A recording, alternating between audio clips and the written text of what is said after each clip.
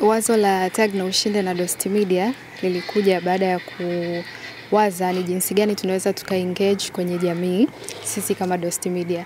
Na pia tulitaka tupate wafuatiliaji wapya, lakini pia tulitaka iwe ni njia ya ubunifu.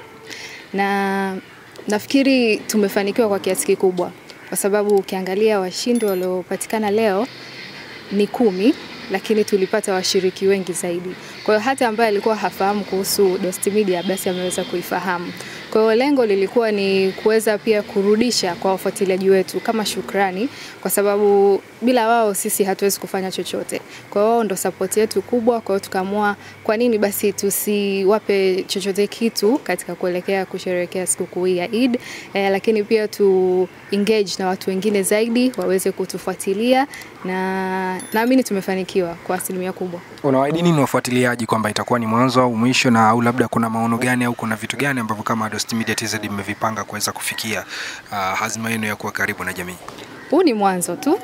Yaani kuna vitu vingi sana vinakuja, na waendelee kutufuatilia kupitia mitandao yetu ya kijamii, kwa sababu kutakuwa kuna vitu vingi sana, mbali na habari, mbali na maudhui ambayo tunataka kuyafanya. Tutakuwa na challenge nyingi, tutakuwa na campaigns nyingi ambazo tunajua zitaenda kuigusa jamii moja kwa moja, lakini pia tunafahamu moja kati ya kazi ya media ni kuweza kutoa habari kwa jamii na kuifikisha sehemu inapohusika. Kwa hiyo hayo yote sisi Dost Media tuna mipango nayo, na naamini ukifuatilia page zetu utaona pia hata makala ambazo tumekuwa tukiziandaa, habari ambazo tumekuwa tukizitoa kwa wanajamii, zinalenga kuelimisha, zinalenga kumburudisha mtazamaji, lakini pia kumpa taarifa.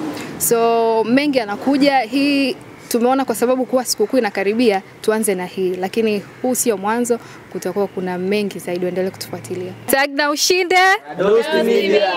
Eid Mubarak. Mina Faidina.